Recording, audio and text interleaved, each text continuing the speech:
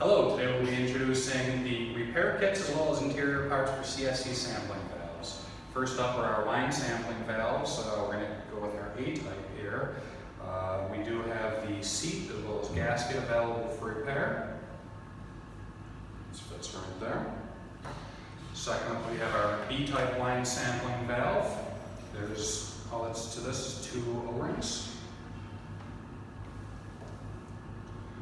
Next up, we have our sanitary sampling valves and our C-type valve. On this, you have a stem here, again, 2 O-rings. Next up, we have our DA and DB type. The interiors are the same. The only differences are the handle devices.